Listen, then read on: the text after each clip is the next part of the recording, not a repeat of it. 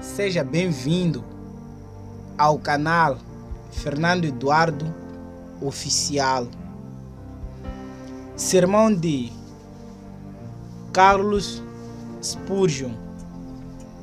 Sermão pregado na manhã de domingo, 22 de abril, 1855, em Esher Hall, Strong, Londres.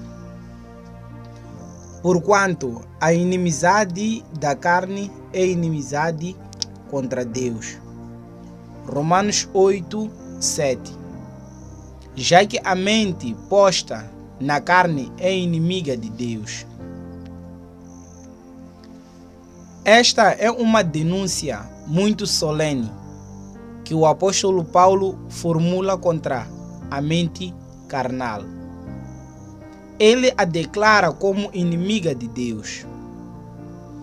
Quando relembrarmos o que o homem foi uma vez, considerado apenas um pouco menor do que os anjos, aquele companheiro que passeava com Deus no jardim do Éden durante o dia. Quando pensamos que o homem foi criado à imagem de seu Criador, puro, sem mancha, imaculado, não podemos nos sentir nada menos do que amargamente afligidos ao descobrir uma acusação como esta, proferida contra nós como raça. Devemos pendurar nossas harpas sobre os salgueiros a ouvir a voz de Deus, quando fala solenemente a sua criatura rebelde. Como caíste desde o céu, ó estrela da manhã, filha da alva, tu eras o selo da medida, cheio de sabedoria e perfeito em formosura. Estiveste no Éden, jardim de Deus. De toda a pedra preciosa era a tua cobertura. Em ti se faziam os teus tambores e os teus pífaros. No dia em que foste criado, foram preparados. Tu eras um querubim, ungido para cobrir. E te estabeleci, no Monte Santo de Deus estavas. No meio das pedras afogueadas andavas. Perfeito eras nos teus caminhos, desde o dia em que foste criado, até que se achou iniquidade em ti. Na multiplicação do teu comércio, encheram o teu interior de violência, e pecaste. Por isso te lancei, profanado, do monte de Deus, e te fiz perecer, ó querubim cobridor, do meio das pedras afogueadas. Sentimos-nos extremamente tristes quando contemplamos as ruínas de nossa raça. Como o cartaginense que, ao pisar o lugar desolado de sua muito amada cidade, derramou lágrimas abundantes quando a viu convertida em escombros pelos exércitos romanos. Ou como o judeu que perambulava pelas suas desertas de Jerusalém, enquanto lamentava que a grade do arado tivesse desfigurado a beleza e a glória dessa cidade, que era a alegria de toda a terra. Assim deveria doer em nós, por nossa raça, quando contemplamos as ruínas dessa excelente estrutura que Deus formou. Essa criatura sem rival, em simetria, com um intelecto superado somente pelo intelecto dos anjos. Esse poderoso ser, o homem, quando contemplamos como caiu de sua elevada condição, convertido em uma massa de destruição. Há alguns anos atrás, podíamos observar uma estrela que resplandecia com um brilho inusitado, mas subitamente desapareceu.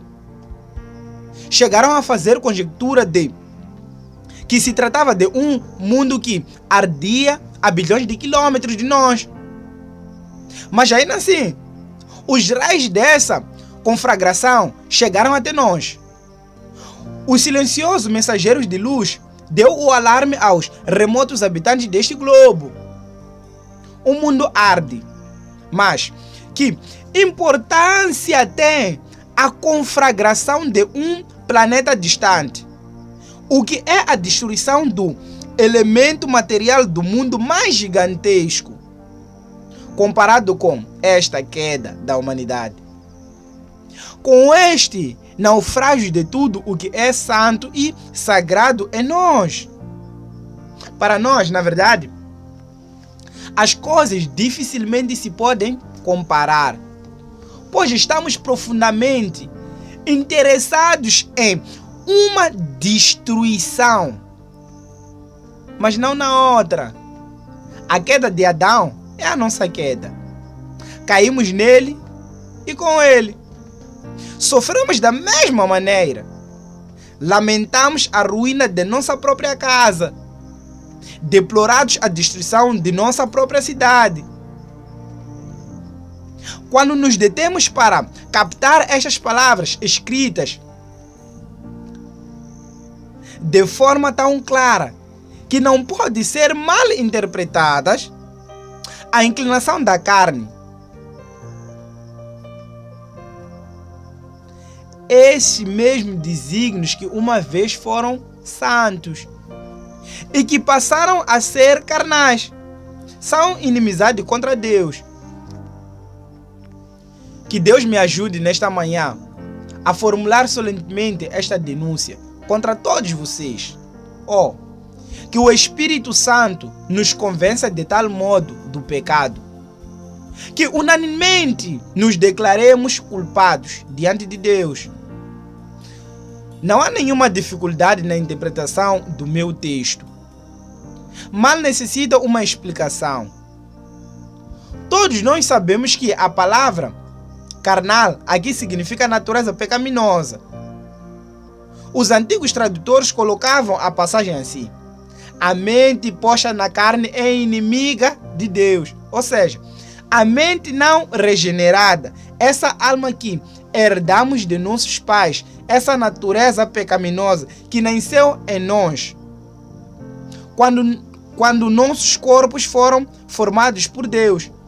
A mente não regenerada forma escaco, os desejos, as paixões da alma. Isto é, o que se separou de Deus e se converteu em seu inimigo. Mas antes que entremos em uma discussão da doutrina do texto, observem a forma vigorosa como o apóstolo Paulo se expressa. A inclinação da carne, diz, é inimizade contra Deus. Ele usa um substantivo e não um adjetivo. Não diz que simplesmente se opõe a Deus, mas sim que se trata de uma inimizade positiva. Não é o adjetivo negro, e sim o substantivo negrura. Não é inimizade, e sim a inimizade mesmo. Não é corrupto, mas sim a corrupção. Não é rebelde, mas sim a rebelião. Nem é perverso, mas sim perversão mesma. O coração, ainda que seja enganoso, é engano positivo. É o mal concreto, pecado na sua essência. É a destilação, a quintessência de todas as coisas que são vis. Não é invejoso de Deus, é a própria inveja. não está inimizado, é a inimizade real. Não precisamos dizer uma palavra para explicar que é inimizade contra Deus. Não acusa a natureza humana de ter simplesmente uma aversão ao domínio, às leis ou às doutrinas de Deus, mas sim que atesta um golpe mais profundo e mais preciso. Não golpeia o homem na cabeça, mas penetra em seu coração. Coloca o machado na raiz da árvore e declara inimizade contra Deus, contra a pessoa da deidade, contra o Ser Supremo, contra o poderoso Criador deste mundo. Não inimizado contra sua Bíblia ou contra seu Evangelho, ainda que isso seja verdade, mas sim contra Deus mesmo, contra sua essência, sua existência e sua pessoa. Supusemos então as palavras do texto, pois são palavras solenes. Estão muito bem expressadas por esse maestro da eloquência, Paulo. E além disso, foram ditados pelo Espírito Santo, que ensina ao homem como se expressar corretamente, que nos ajuda a interpretar essa passagem, que nos deu previamente para sua explicação. O texto nos pede que tomemos nota, primeiro, da veracidade desta afirmação. Em segundo lugar, da universalidade do mal que nos aflige. Em terceiro lugar, vamos descer ainda mais às profundezas do tema, com a interpretação de que o grave em seu coração, ou demonstrar a enormidade do mal. E depois disso, se o tempo alcança, vamos extrair uma doutrina ou duas do fato geral. Primeiro, nos convida a falar sobre a veracidade desta grande declaração. A inclinação da carne é inimizade contra Deus. Não requer provas, pois, como está escrito na palavra de Deus, nós, como cristãos, estamos obrigados a inclinar-nos diante dela. As palavras da Escritura são palavras de sabedoria infinita. E se a razão é incapaz de ver o fundamento de uma declaração desta revelação, está obrigada a crer nela muito reverentemente, pois estamos convencidos que, ainda que esteja acima de nossa razão, não pode ser contrária a ela. Aqui encontro que está escrito na Bíblia: a inclinação da carne é inimizade contra Deus. E isso em si me basta. Mas se fossem necessários testemunhos, convocaria as nações da antiguidade, desenrolaria o volume de história antiga, comentaria-lhes os fatos terríveis da humanidade. Quem sabe comoveria as suas almas até o aborrecimento, se lhes falasse da crueldade desta raça para consigo mesmo, se lhes mostrasse como converteu a este mundo em aceldama por suas guerras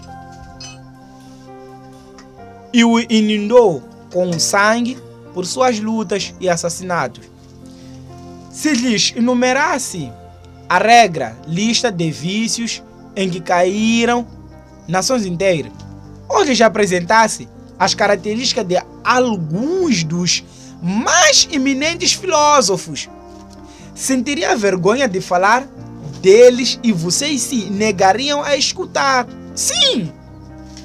Seria impossível que vocês, como refinados habitantes de um país civilizado, suportassem a menção dos crimes que foram cometidos por esses mesmos homens que hoje em dia são alçados como modelos de perfeição.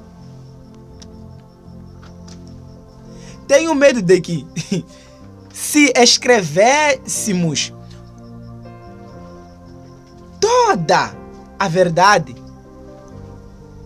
abandonaríamos a leitura das vidas dos mais poderosos heróis e dos sábios mais orgulhosos da terra.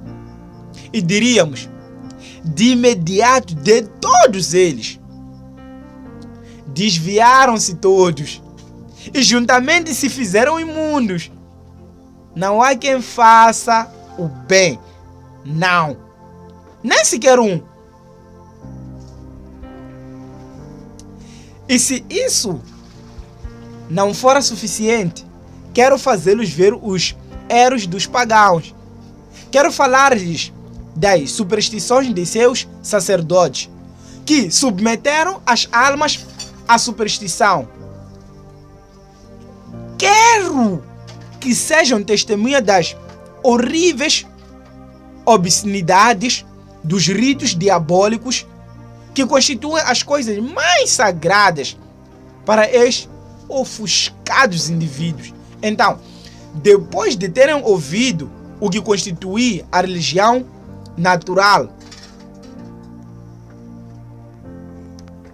do homem, eu pediria a vocês que me explicassem o que seria sua irreligião.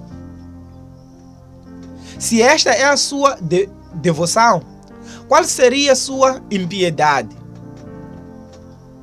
Se este é o seu ardente amor pela deidade, qual seria seu ódio à mesma?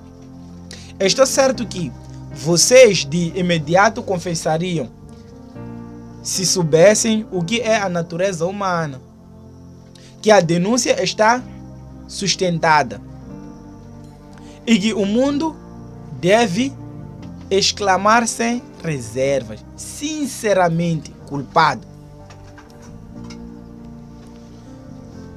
Posso encontrar um argumento adicional no fato de que as melhores pessoas têm sido sempre as mais dispostas a confessar sua depravação. Os homens mais santos, os que estão mais livres de impurezas, sempre sentiram com mais intensidade a sua depravação. O que tem suas vestes mais brancas perceberá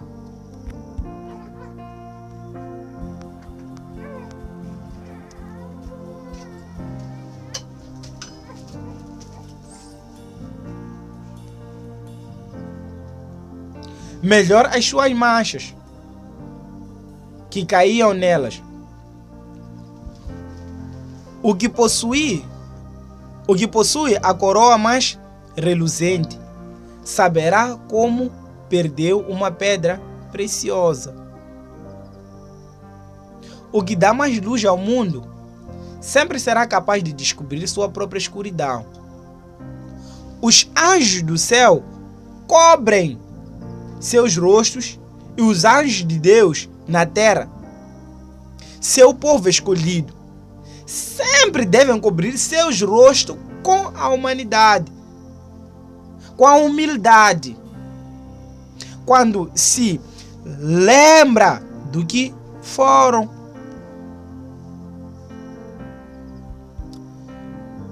Escutem a Davi. Ele não era desses que se vangloriam de uma natureza santa e de sua disposição pura. Ele diz: eis que em iniquidade fui formado, e em pecado me concebeu minha mãe. Muitos desses santos homens que escreverão aqui, neste volume inspirado, e encontraremos a todos confessando que não eram limpos. Não, nem um sequer. E um deles exclamou: miserável homem que sou, quem me livrará do corpo dessa morte? Além disso, Chamarei a outra testemunha para que testifique a veracidade deste facto. É que decidirá a questão. Será sua própria consciência.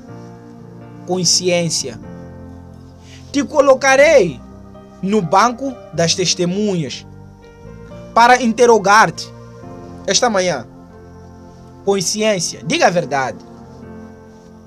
Não te drogues com o ópio da segurança em ti mesma. Testifica a verdade. Nunca ouviste dizer ao coração: queria que Deus não existisse. Por acaso todos os homens não desejaram, algumas vezes, que nossa religião não fosse verdadeira? Ainda que não puderam livrar suas almas inteiramente da ideia da deidade, por acaso não desejaram que não existisse Deus? Não acariciaram o desejo de que todas estas realidades divinas fossem um engano, uma farsa e uma impostura? Sim. Responde cada indivíduo. Isso me ocorreu algumas vezes. Desejei poder entregar-me à insensatez. Desejei que não houvesse leis que me restringissem. Desejei como um insensato que não houvesse Deus.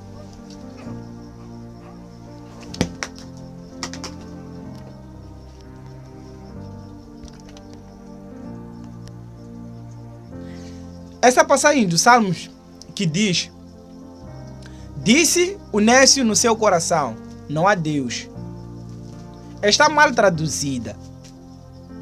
A tradução correta deveria ser: diz o nécio no seu coração, não aceito a Deus. O nécio não diz que seu coração não há Deus, pois ele sabe que há um Deus. Ao contrário, afirma: não aceito a Deus. Não preciso de nenhum Deus. Queria que não existisse nenhum.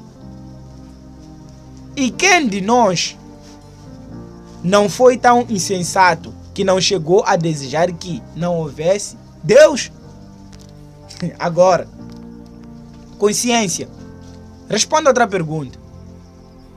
Tu confessaste que algumas vezes desejaste que não existisse Deus. Então, suponhamos que um homem desejasse a morte de outro. Acaso isso não demonstraria o seu ódio? Sim, demonstraria. E assim, meus amigos, o desejo de que Deus não exista demonstra que temos aversão a Deus. Quando desejo a morte de outro e que apodreça no túmulo. Quando desejo que seja um non est, um ser inexistente, devo odiar a esse homem. De outra forma, não desejaria que fosse um ser extinto. Assim que esse desejo, e não creio que haja existido alguém no mundo que não houvesse sentido. Demonstra que a inclinação da carne é inimizade contra Deus. Mas, consciência, tem outra pergunta. Acaso não desejaste alguma vez em teu coração, posto que há um Deus, que ele fosse um pouco menos santo, um pouco menos puro, de tal maneira que essas coisas, que agora são graves crimes, pudessem ser consideradas ofensas veniais, simples pecadinhos? Acaso não disseste nunca em teu coração: queria que estes pecados não fossem proibidos? Queria que ele fosse misericordioso para que os esquecesse sem requerer nenhuma expiação. queria que não fosse tão severo, tão rigorosamente justo, tão severamente estrito na sua integridade. Coração meu, nunca disseste isso. A consciência deve responder: eu disse. Bem, esse desejo de mudar a Deus demonstra que não amas a Deus, que é o Deus do céu e da terra. E ainda que fales de religião natural e te glories de reverenciar ao Deus dos verdes campos, dos prados férteis, das águas abundantes, do retumbar do trovão, do céu azul, da noite estrelada e do grandioso universo.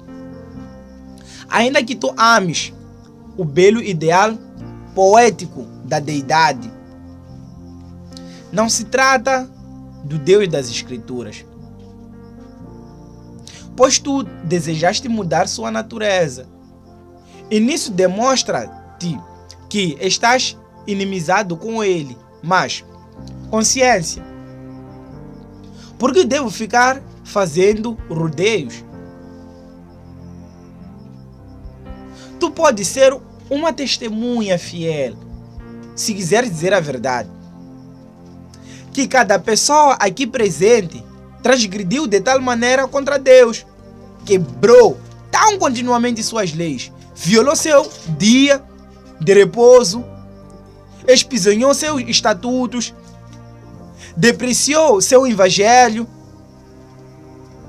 que é muito certo aí, sumamente certo, que a inclinação da carne é inimizade contra Deus. Em segundo lugar, tomemos nota da universidade deste mal.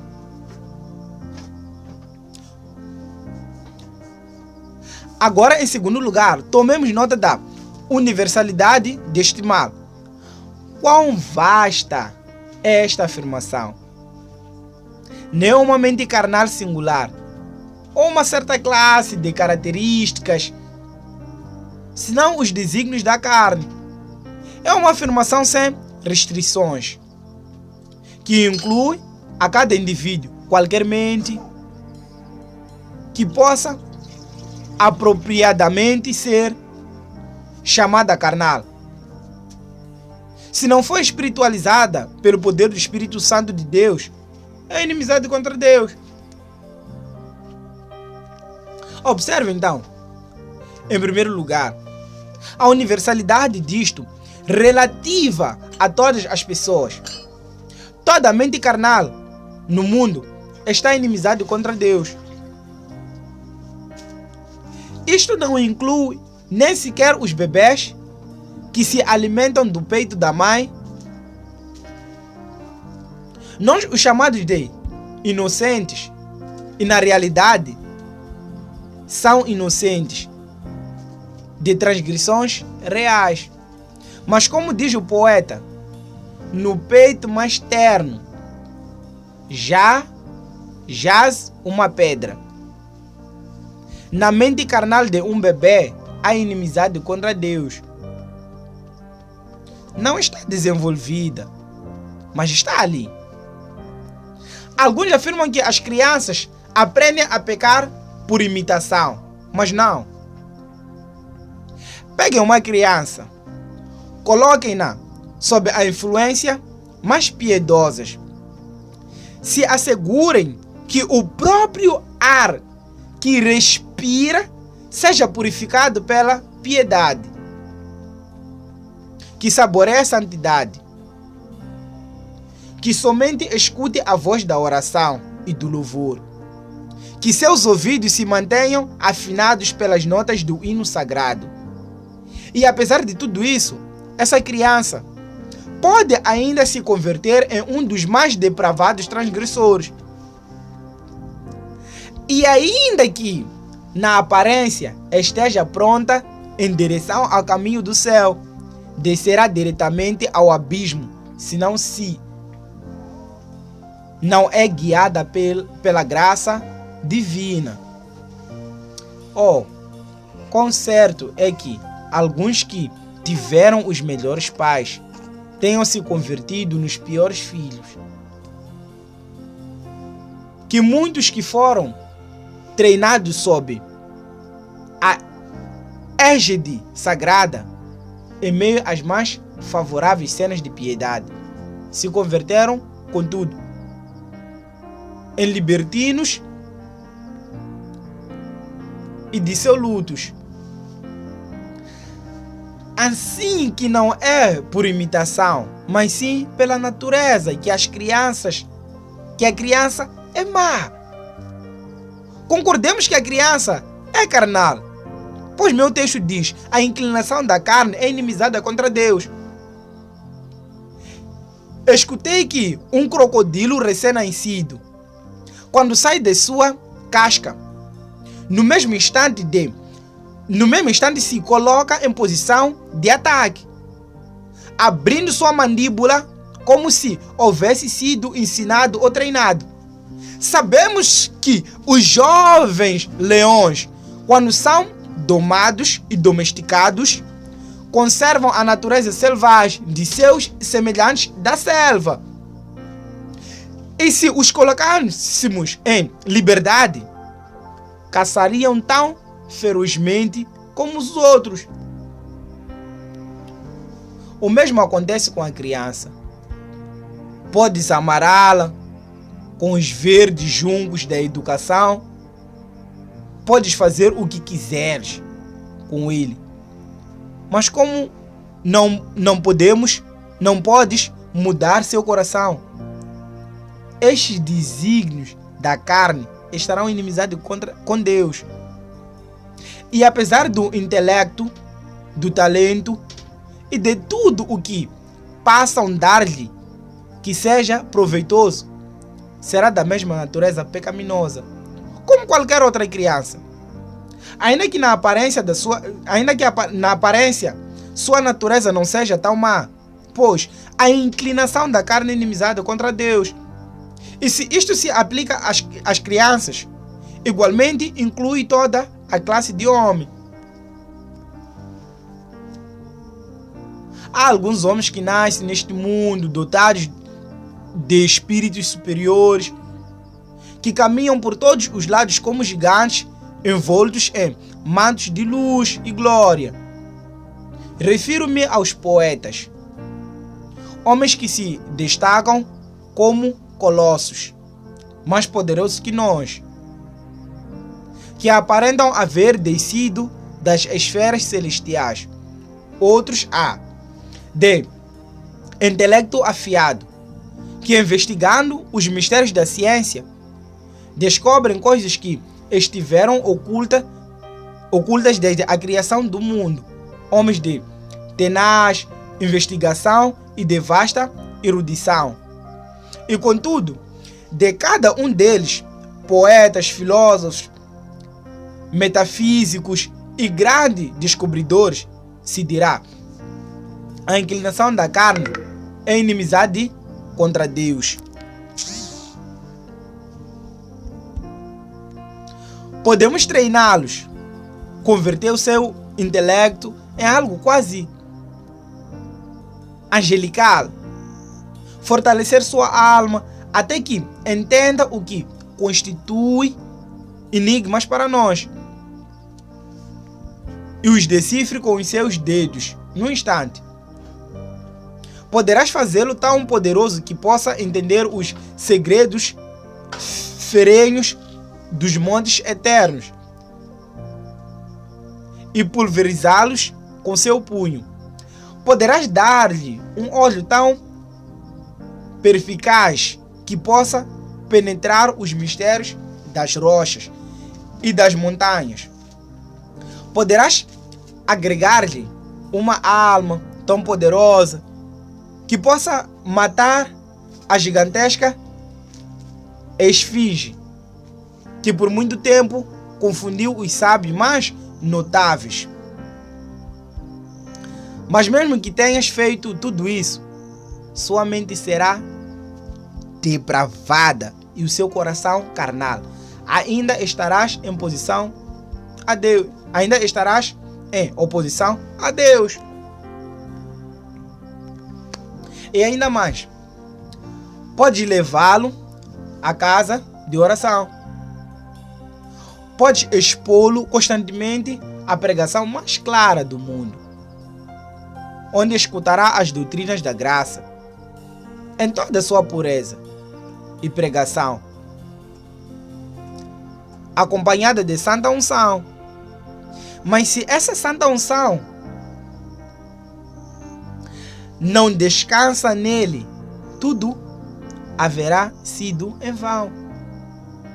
Pode ser que assista com toda regularidade, mas igual à piedosa porta da capela, que gira para dentro e para fora, ele seguirá sendo igual. Poderá ter uma religião superficial externa, mas sua mente carnal estará inimizada com Deus. Agora, esta não é uma afirmação minha, é a declaração da palavra de Deus. E podem colocá-la de lado se não acreditam nela. Mas não discutam comigo, já que é a mensagem do meu Senhor. E é válida para cada um de vocês, homens, mulheres e crianças. E para mim também. Que se não somos regenerados e convertidos, se não experimentamos uma mudança de coração, nossa mente carnal estará inimizada contra Deus. Além disso, tomem nota da universalidade disto em todo momento. A mente carnal está em todo momento inimizada com Deus. Ou alguém dirá, pode ser verdade que às vezes nos opomos a Deus, mas certamente nem sempre nos opomos. Há momentos, dirá alguém, quando sinto que me rebelo, algumas vezes minhas paixões me conduzem a desviar-me. Mas certamente há outras ocasiões favoráveis, quando realmente sou amigável com Deus e lhe ofereço verdadeira devoção. Às vezes estive contínua ou impugnador no cume da montanha, até que toda a minha alma se acendeu com a cena contemplada abaixo, e os meus lábios pronunciaram o hino de louvor. Estas são as tuas glórias obras, Pai de bondade, Todo-Poderoso. Tua é esta estrutura universal, tão bela e maravilhosa. Quão maravilhoso és tu! Sim, mas preste atenção. O que é verdade hoje não é falso amanhã. A inclinação da carne é inimizade contra Deus todo o tempo. O lobo poderá estar adormecido, mas continua sendo lobo. A serpente, com seus tons camaleônicos, pode dormitar no meio das flores. E a criança pode acariciar seu dorso liso, mas continua sendo uma serpente. Não muda sua natureza, ainda que esteja adormecida. O mar é o albergue das tormentas, ainda que esteja plácido, como um lago. O trovão continua sendo o trovão que retumba poderosamente, ainda que se encontre tão longe que não possamos escutá-lo. E o coração, ainda que não percebamos suas ebulições, ainda que não vomite sua lava, e não jogue as ferventes rochas de sua corrupção. Continua sendo o mesmo temível vulcão em todo momento, a todas as horas, a cada instante. Digo isto segundo o que Deus diz. Se vocês são carnais, cada um de vocês é inimizade contra Deus. Temos outro pensamento relativo à universalidade deste enunciado. Todos os desígnios da carne são inimizade contra Deus. O texto diz: a inclinação da carne é inimizade contra Deus. Isto é, todo homem, cada parte dele, cada poder, cada paixão, seguidamente se pergunta: que parte do homem foi afetada pela queda? Pensa que a queda somente foi sentida pelos sentimentos, mas que o intelecto permaneceu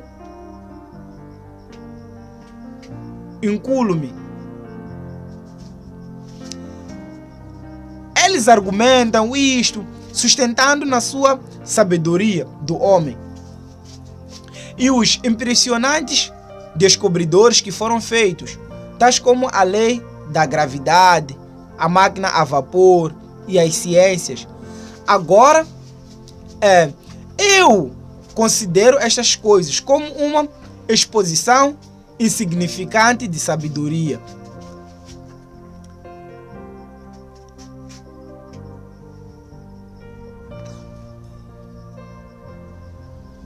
Quando as comparamos com o que se descobrirá dentro de 100 anos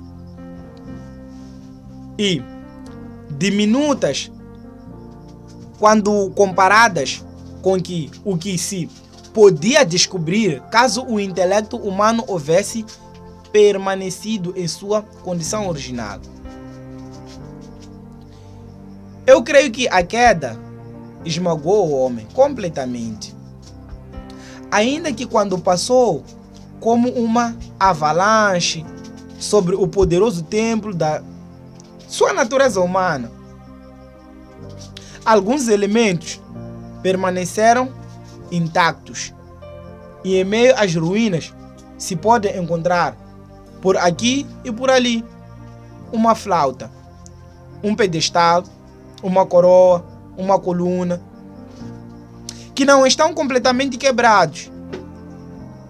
A estrutura inteira caiu e suas relíquias mais gloriosas são coisas caídas, fundidas no pó. O homem completo está estropiado. Olhem nossa memória. Acaso não é verdade que a memória participa da queda? Eu posso recordar muito mais as coisas más que as coisas que têm cheiro de piedade. Se eu escuto uma canção lasciva, essa música do inferno ficará em meus ouvidos até que eu fique grisalho. Mas se escuto uma nota de santo louvor, aí me esqueço. Porque a memória aperta com a mão de ferro as coisas más, mas sustém com dedos frágeis as coisas boas. A memória permite que o cedro glorioso dos bosques do Líbano flutue sobre a corrente do esquecimento, mas retém toda a imundícia que chega, flutuando da depravada cidade de Sodoma. A memória recordará o mal, mas esquecerá o bem. A memória participa da queda. O mesmo ocorre com os afetos. Amamos as coisas terrenas mais do que deveríamos amá-las. Rapidamente, entregamos nosso coração a uma criatura, mas raras vezes o oferecemos ao nosso Criador. E quando o coração é entregue a Jesus, é propenso a se extraviar. Olha a nossa imaginação também. Como se deleita a imaginação quando o corpo se encontra em uma condição perniciosa. Somente dê ao homem algo que o leve a ponto de intoxicar-se. Droguem-no com ópio. E como dançará sua imaginação cheia de alegria, como pássaro liberto de sua jaula. Como se renovará com asas mais vigorosas que as asas da águia. Vê coisas que nem sequer havia sonhado nas sombras da noite. Por que razão sua imaginação não trabalhou quando seu corpo se encontrava em um estado normal, quando era saudável? Simplesmente porque a imaginação é depravada. E enquanto não se introduziu um elemento imundo, enquanto o corpo não havia começado a estremecer-se com um tipo de intoxicação, a fantasia não pensava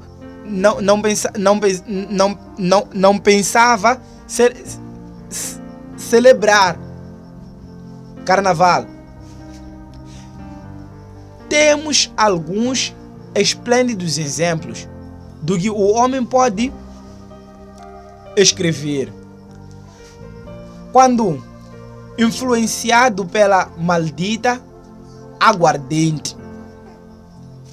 Pelo fato de que a mente é tão depravada, ela se encanta com tudo aquilo que põe o corpo em sua condição anormal. Aqui temos uma prova que a própria imaginação se extraviou. O mesmo acontece com o juiz. Posso demonstrar quão imperfeitamente decide. Também posso acusar a consciência e dizer-lhe quão cega é ela e como lhe cintila o olho ante os maiores desatinos. Posso examinar todos nossos poderes e escrever na frente de cada um deles: traidor ao céu, traidor ao céu. Toda mente posta na carne é inimiga de Deus. Agora, meus queridos leitores, somente a Bíblia é a religião dos protestantes. Mas sempre que reviso um certo livro, tido em grande estima por nossos irmãos anglicanos, o encontro inteiramente ao meu lado. Invariavelmente, sinto um grande deleite ao citá-lo. Vocês sabem que sou um dos melhores clérigos da Igreja da Inglaterra, o melhor. Se me julgarem pelos artigos, e o pior se me julgarem por qualquer outra norma. Meçam-me pelos artigos da Igreja da Inglaterra e não ocuparia o segundo lugar ante ninguém abaixo do céu azul do firmamento, pregando o evangelho contido nele. Pois se há um excelente epítome do evangelho, se encontra nos artigos da Igreja da Inglaterra. Permitam-me mostrar-lhes que não estiveram escutando uma doutrina estranha. Temos, por exemplo,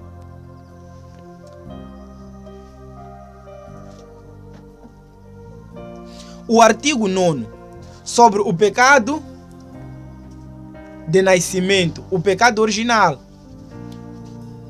O pecado original não consiste em seguir a Adão, como afirma em vão os pelagianos,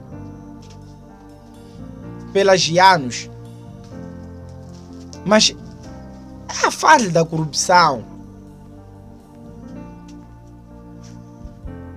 da natureza de cada indivíduo, que naturalmente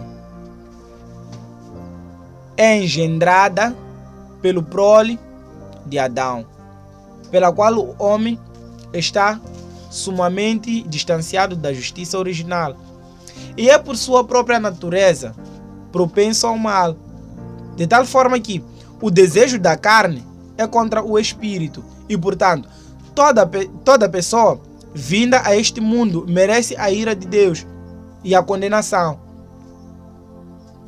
E esta infecção da natureza efetivamente permanece, sim, nos que são regenerados, pela qual a concupiscência da carne, chamada no grego pronema, sarcos, que alguns expõem como a sabedoria. A sensualidade, o afeto, o desejo da carne não está sujeita à lei de Deus.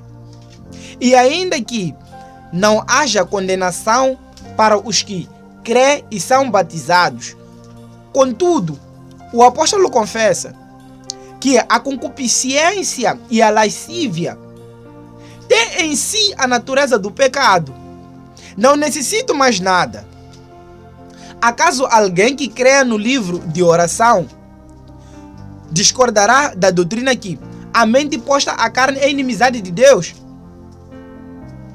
Terceiro, eu disse que procuraria, em terceiro lugar, mostrar a grande enormidade desta culpa. Temo, meus irmãos, que seguidamente, quando consideramos nosso estado, não pensamos tanto na culpa como pensamos na miséria. Algumas vezes tenho lido sermões sobre a inclinação do pecado ao mal, o que tem sido demonstrado com muito poder. E certamente o orgulho da natureza humana tem sido muito humilhado e abatido. Mas me parece que algo deixamos fora e que terá como resultado grande omissão, ou seja, a doutrina que o homem é culpado em todas estas coisas. Se seu coração está contra Deus, devemos dizer que o pecado é seu. E se não pode arrepender-se, devemos lhe mostrar que o pecado é a única causa da sua incapacidade para fazê-lo. Que toda sua separação de Deus é pecado. Que o se manter afastado de Deus é pecado. Temos que muitos do que aqui estamos devemos reconhecer que não acusamos nossa própria consciência desse pecado. Sim, dizemos, estamos cheios de corrupção. Oh, sim, mas ficamos muito tranquilos. Meus irmãos, não deveríamos fazer isto. Termos essas corrupções é nosso crime, que deve ser confessado como um mal enorme. E se eu, como um ministro do Evangelho, não infantisse o pecado envolvido nele, não teria encontrado seu próprio vírus. Teria deixado de fora a verdadeira consciência. E se não mostrasse que é um crime, agora a inclinação da carne é inimiga de Deus. Qual grave é esse pecado? Isto se manifesta de duas formas. Considerem nosso relacionamento com Deus. E logo lembrem o que Deus é.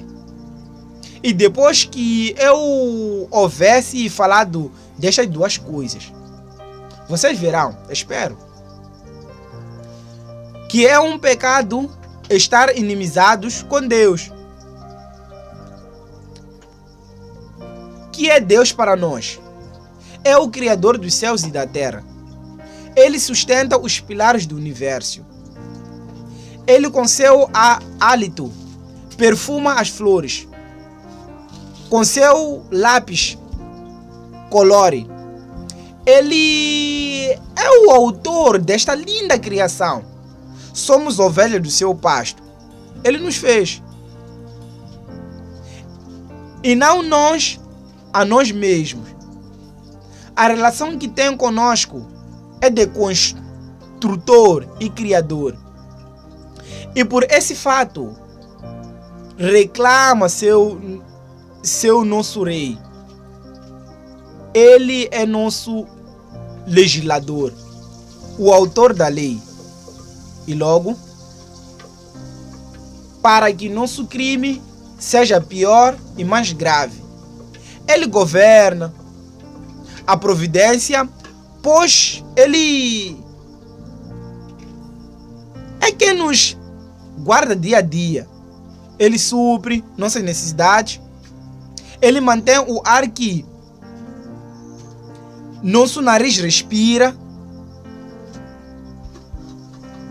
Ele ordena ao sangue que mantenha seu curso por todas as nossas veias.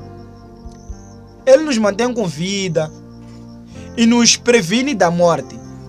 Ele está diante de nós como nosso Criador, nosso Rei, nosso sustento, nosso benfeitor. E eu pergunto, por acaso não é um crime de enorme magnitude? Não é alta traição contra o imperador do céu? Não é um pecado horrível cuja profundidade não podemos medir com a sonda de todo o nosso juízo? Que nós, suas criaturas que dependemos dele, estejamos em inimizade com ele? Mas nós podemos ver que o crime é mais grave quando pensamos no que Deus é. Me permitam apelar pessoalmente a vocês. É um estilo de interrogatório, pois isto tem muito peso, pecador. Por que estás em inimizade com Deus?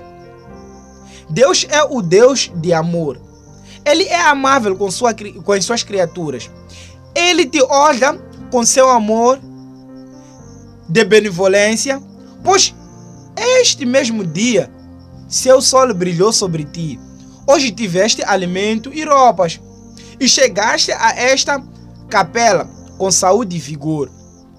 Odeias a Deus porque te ama. É essa a razão. Considerem quantas misericórdias recebeste de suas mãos durante toda a vida. Não nasceste com um corpo disforme. Tiveste uma tolerável medida de saúde. Te recuperaste muitas vezes de doenças. Quando estavas no limiar da morte, seu braço deteve tua alma do último passo de destruição. Odeias a Deus por tudo isso. O odeias porque salvou tua vida por sua terna misericórdia. Contempla toda sua bondade que estendeu diante de ti. Poderia ter te enviado ao inferno, mas estás aqui agora. Odeias a Deus porque te conservou. Por que razão estás em inimizade com ele? Meu amigo, acaso não sabes que Deus enviou seu filho procedente de seu peito e o pendurou na cruz? Ali permitiu que morresse pelos pecadores, os justos pelos injustos. E odeias a Deus por isso, ó pecador. Acaso é esta a causa de tua inimizade? Estás tão longe que agradece com inimizade o amor? E quando te rodeou de favores, quando te cingiu com bênçãos, quando te cumulou de misericórdias, Acaso o odeias por isso? Ele poderia dizer-te o mesmo que disse Jesus aos judeus: tenho-vos mostrado muitas obras boas procedentes de meu Pai. Por qual destas obras me apredejais? Por quais destas obras odeias a Deus? Se algum benfeitor terreno houvesse te alimentado, o odiarias? Se tivesse vestido, ultrajarias em sua face? Se te houvesse dado talentos, tornarias contra ele estes poderes? Oh, fala! Forjarias o ferro de uma adaga e a cravarias no coração de teu melhor amigo? Odeias a tua mãe que te criou em seus joelhos? Acaso maldize o teu pai que sabiamente velou por ti? Não, respondes. Sentimos uma pequena gratidão por nossos parentes terrenos. Onde estão seus corações? Então, onde estão seus corações que ainda podem depreciar a Deus e estar inimizados com Ele? Oh, crime diabólico! Oh, atrocidade satânica! Oh, iniquidade indescritível!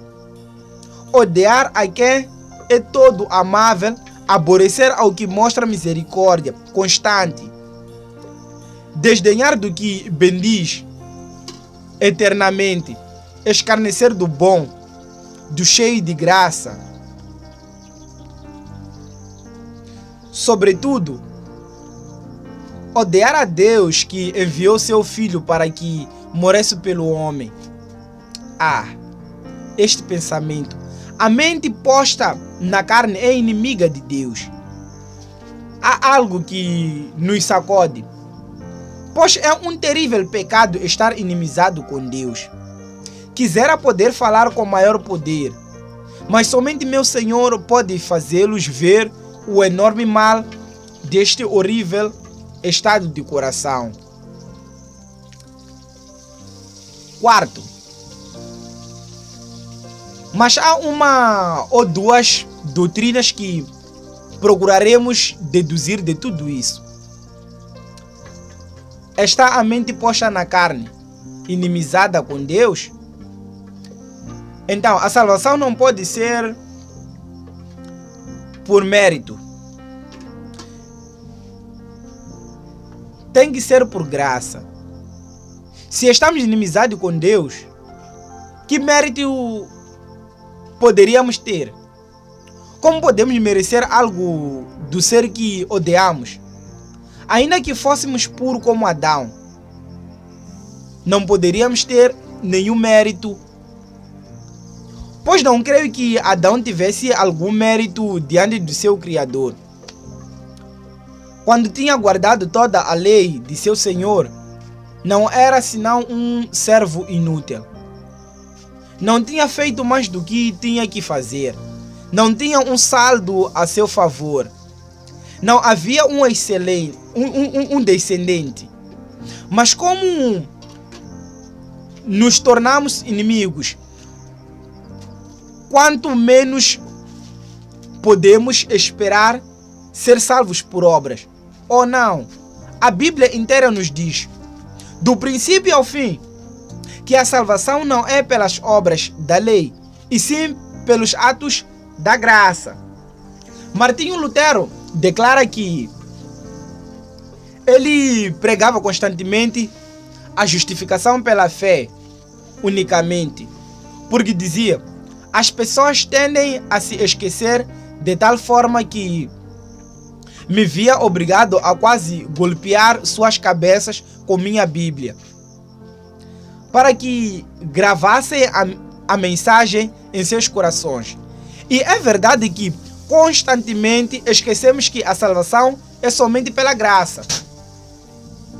Sempre estamos tentando introduzir uma pequena partícula de nossa própria virtude. Queremos cooperar com algo. Recordo um velho ditado do velho Matt Welks: salvos por suas obras. É como se tentassem chegar à América em um barquinho de papel. Salvo por suas obras. Isso é impossível, ou não? O pobre legalista é como um cavalo cego que dá voltas e voltas no moinho. Ou como o prisioneiro que sobe os degraus da roda de moinho e descobre que não subiu nada depois de todo o esforço que fez. Não tem uma confiança sólida. Não tem uma base firme onde possa apoiar-se. Não fez o suficiente.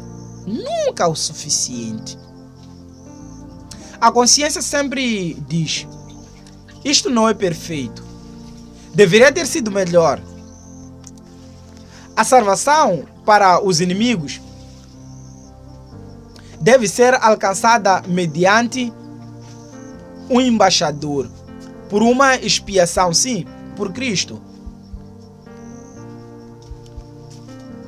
Outra doutrina que extraímos disto é a necessidade de uma mudança completa de nossa natureza. É certo que desde que nascemos estamos inimizados com Deus.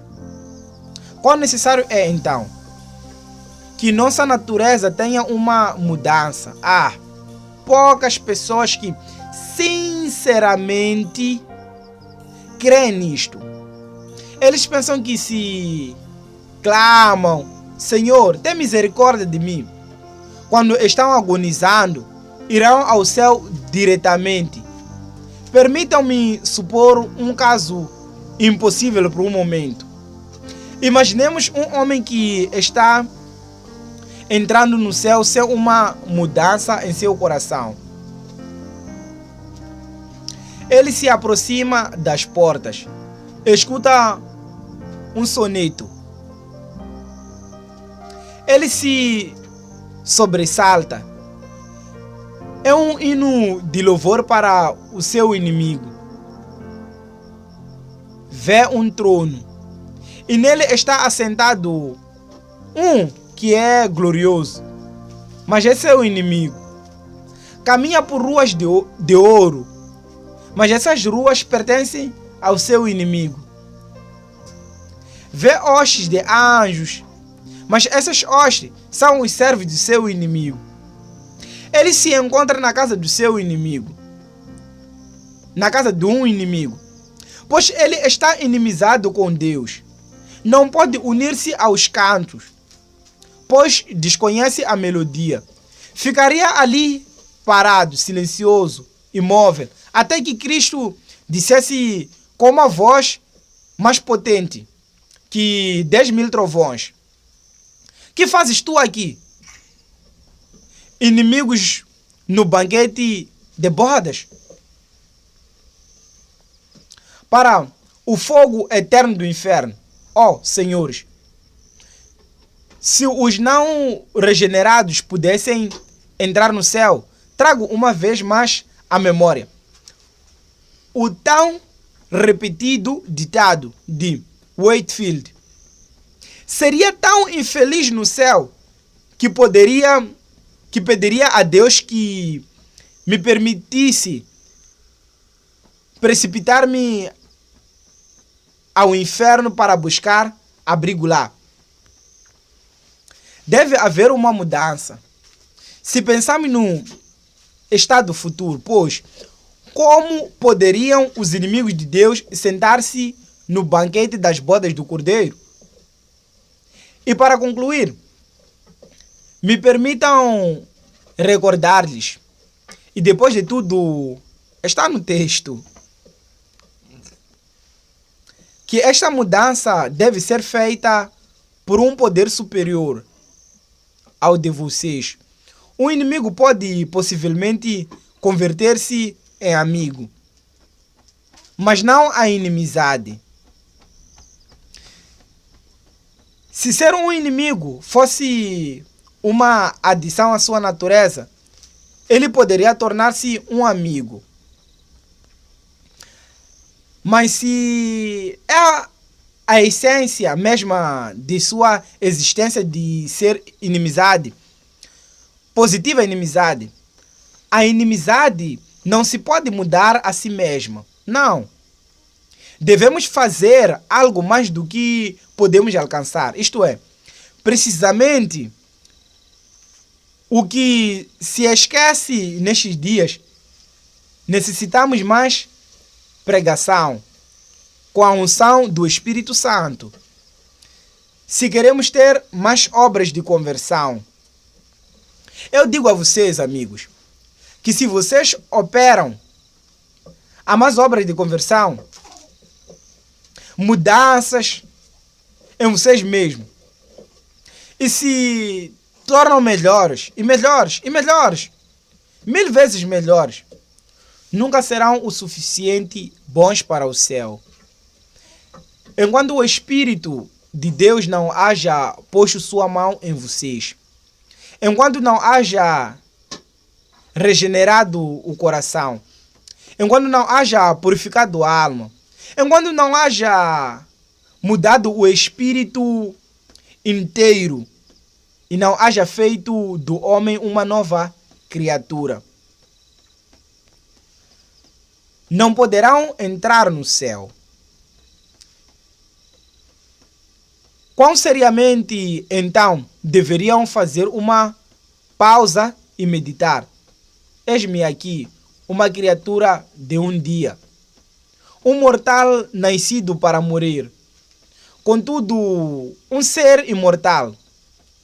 Neste momento, estou inimizado com Deus. Que farei? Acaso não é o meu dever, assim como minha felicidade, perguntar se há uma maneira de ser reconciliado com Deus? Esgotados escravos do pecado, acaso não são seus caminhos sendas de insensatez? Acaso é sabedoria, meus amigos, é sabedoria odiar ao seu Criador? É sábio estar em oposição a Ele? É prudente desprezar as riquezas da sua graça? Se for sabedoria, é a sabedoria do inferno. Se é sabedoria, é uma sabedoria que é insensatez para com Deus. Que Deus nos conceda que possam voltar-se para Jesus com pleno propósito de coração. Ele é o embaixador. Ele é o único que pode estabelecer a paz por meio do seu sangue. E ainda que vieram aqui como inimigos, é possível que atravessem essa porta como amigos. Se não fazem, se não olhar a Jesus Cristo. A serpente de bronze que foi alçada. E agora pode ser que alguns de vocês tenham sido convencidos do pecado pelo Espírito Santo. Eu agora vou proclamar o caminho da salvação. E como Moisés levantou a serpente no deserto, assim importa que o Filho do Homem seja levantado, para que todo aquele que nele crê não pereça, mas tenha vida eterna. Contempla, ó temeroso penitente, o instrumento de tua libertação eterna. Volta teus olhos cheios de lágrimas para aquele monte do Calvário. Olha a vítima da justiça, o sacrifício de expiação por tua transgressão. Olha para o Salvador em suas agonias, comprando tua alma com torrentes de seu sangue. e suportando teu castigo em meio às agonias mais intensas. Ele morreu por ti. Se confessas tuas culpas agora, vem tu, homem condenado, autocondenado, volta teus olhos a este caminho, pois um só olhar salvará. Pecador, tu foste mordido. Olha, não necessitas nenhuma outra coisa senão olhar. É simplesmente olhar. Basta que olhes a Jesus, serás salvo. Ouves a voz do Redentor. Olhe para mim e sei de salvos. Olhe, ó almas culpadas. Confia nele. Confia plenamente. Não permitas que outra confiança se intrometa. Ninguém senão Jesus pode fazer bem ao pecador desvalido. Que meu bendito Senhor nos ajude a vir a Ele e lhes atrair ao seu Filho, por Jesus Cristo nosso Senhor. Amém. Amém. Amém. Amém. Graça e paz, meus queridos irmãos e ouvintes desta pregação. Peço que se inscrevam no canal e ajudem o nosso canal a crescer. Deixe o teu like, curta e compartilhe. Que Deus te abençoe. Mais uma vez, graça e paz.